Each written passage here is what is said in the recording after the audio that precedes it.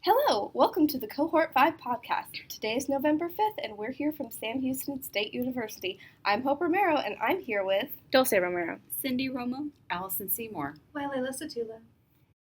I believe collaboration between teachers is so important. Just because teachers teach different classes and subjects doesn't mean they shouldn't work together and collaborate to teach children the best way they can. What do you guys think about teacher collaboration? Well, I agree with what you said. I believe that teachers should collaborate with each other because they can come up with lesson plans together, and also teachers can collaborate with parents because they can ask them about school projects, or for example, during field trips, they're going to need collaboration from the parents. And I agree parents should be more involved in school activities and engage in community resources, because when everybody collaborates, this promotes and develops and the growth of the children. You guys make some great points. Now, Standard 2 talks about how teachers understand and need to meet the needs of individual learners and how children learn differently. What are some of these resources that teachers have to meet the needs of individual learners? What do you think some of those resources are?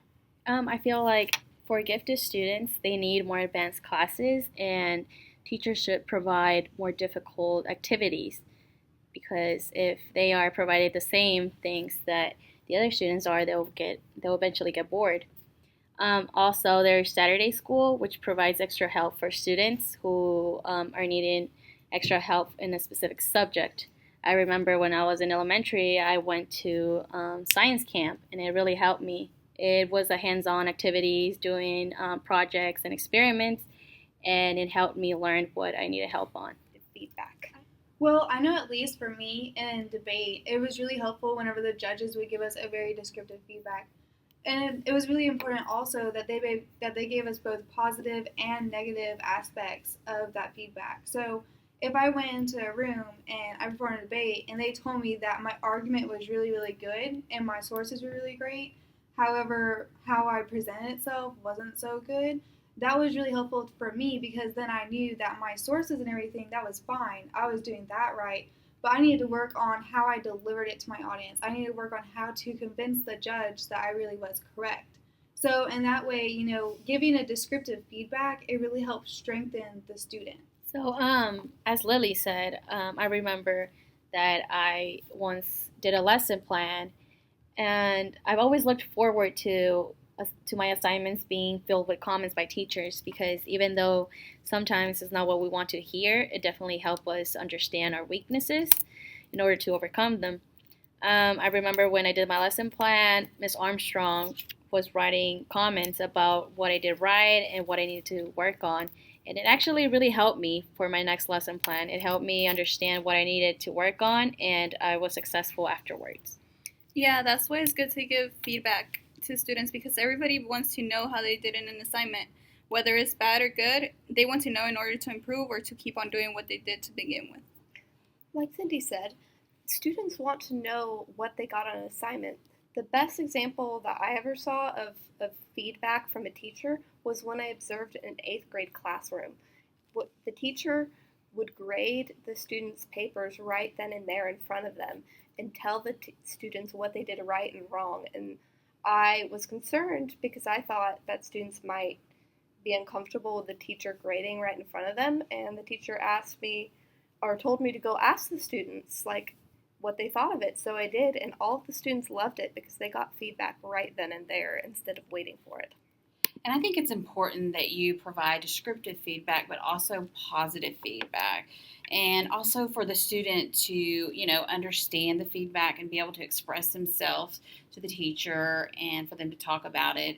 Section 7 is about planning and goals for teaching. So why do you think it's important for teachers to make plans, but also why do you think it's important for teachers to adjust those plans that they've made?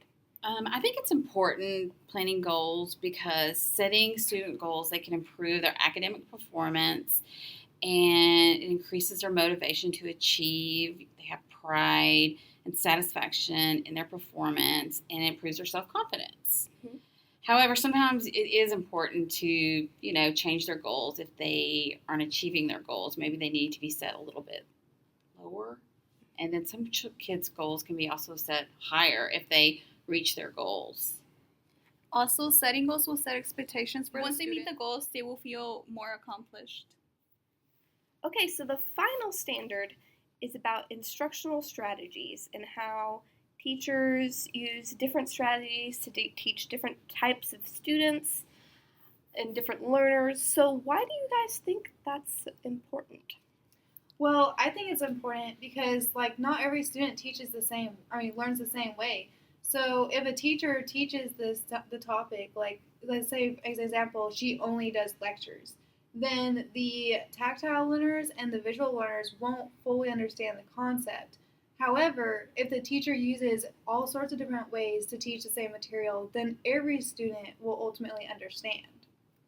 And I think it's important for teachers to use appropriate strategies and resources to adapt instructions to the need of their individual and groups of learners, because most students don't learn the same or retain knowledge differently.